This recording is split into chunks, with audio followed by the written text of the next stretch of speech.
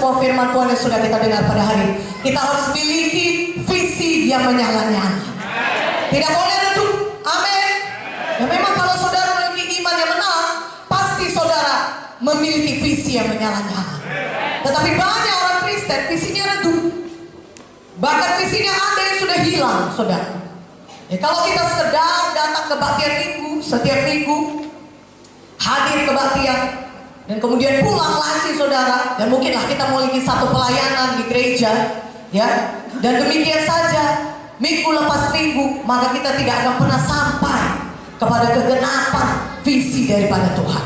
Tidak akan pernah bisa sampai kepada panggilan Tuhan dalam hidup kita.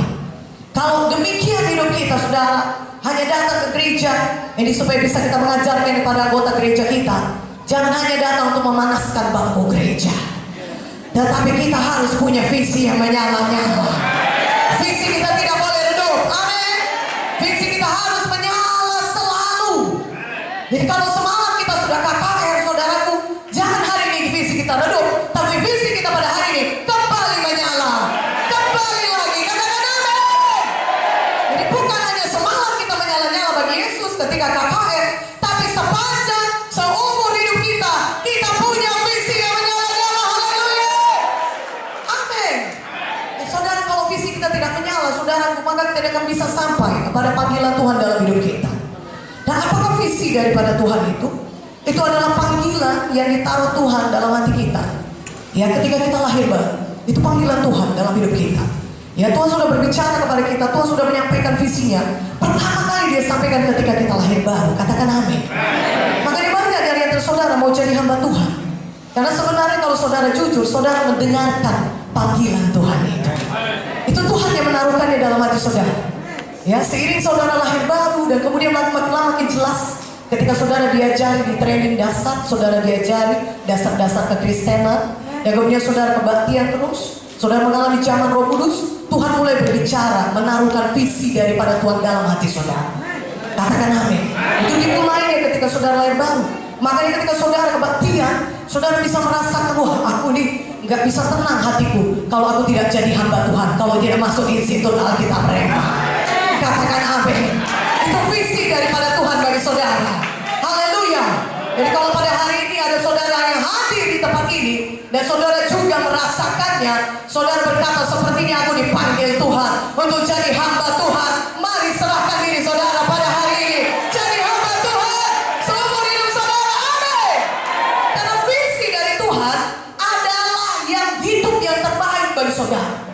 Bukan hanya untuk dunia ini, tetapi untuk dunia yang akan datang, yaitu kekekalan seperti kata Ibu Munte. Jadi itu hidup yang terbaik bagi kita sampai hidup yang kekal, saudara. Ini saudara berkata, ya hidupku sudah cukup baik, aku tidak kurang uang. Ya, aku punya pendidikan, aku punya karir seperti Ibu Munte, saudara. Ya, sebelum dia lahir baru dia sudah jadi dokter. Itu satu profesi yang banyak dikejar orang di dunia ini. Itu satu profesi yang sangat bagus sekali, saudara. Masa depan cerah. Ya, tapi tahukah saudara, ketika dia dengarkan panggilan Tuhan, maka visi daripada Tuhan, panggilan Tuhan, itu hidup yang terbaik bagi Ibu Munte. Berikan kemuliaan bagi nama Yesus. Haleluya. Itu hidup yang paling baik, visi yang diberikan Tuhan bagi kita. Panggilan Tuhan yang utama dalam hidup kita, ketika Dia menyelamatkan saudara, ketika diberitahukan kepada saudara, itu adalah hidup yang terbaik bagi saudara. Jangan takut kalau saudara punya visi yang besar, karena kita punya Tuhan yang besar. Jangan takut dan berkata, aku tidak mungkin sanggup karena visiku ini kelihatannya terlalu besar. Tidak usah heran akan hal itu, karena yang memberikan visi itu adalah Tuhan.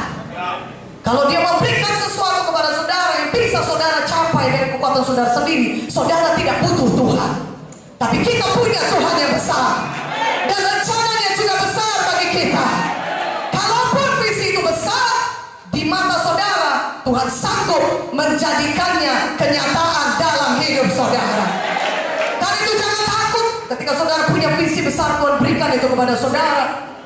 Tuhan bisa menggenapinya dalam hidup saudara. Dan kalau kita diberikan Tuhan visi tersebut, Tuhan sudah, saya ulangi, Tuhan sudah menyediakan semua kelengkapan yang saudara butuhkan. Katakan amin. Katakan amin. Haleluya. Tuhan sudah menyediakan bagi saudara. Karena itu maju terus. Selalu punya visi yang menyala-nyala. Jangan sampai visi saudara hilang. Jangan sampai visi saudara redup. Jangan sampai hidup saudara mediokritas, sedang-sedang saja, atau rutinitas. Saudara terus melakukan hal yang sama, rutinitas melayani. Oh iyalah, melayani hari Minggu, pelayanan aku pembimbing. Oke lah, datang ke gereja, membimbing 1-2 orang, pulang lagi, sudah selesai pelayanan. Itu namanya kita menjalani satu pelayanan yang rutinitas, saudara. Satu hidup rutinitas bertentangan dengan satu hidup yang memiliki visi yang menyala-nyala. Hidup mediokritas atau sedang-sedang saja, saudaraku, biasa-biasa saja, itu mematikan visi saudara.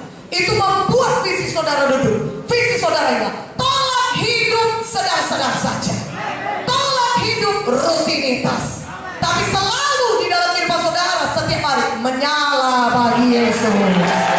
Mana adanya selalu menyala. Kalau semalam kita pakai menyala, hari ini kita lebih menyala. Mana menyala kuat, amin. Selalu punya visi yang menyala. Jangan sampai redup visi kita, amin. Dan satu orang hamba Tuhan di dalam Alkitab, visinya hilang ataupun redup. Siapakah dia? Namanya Musa.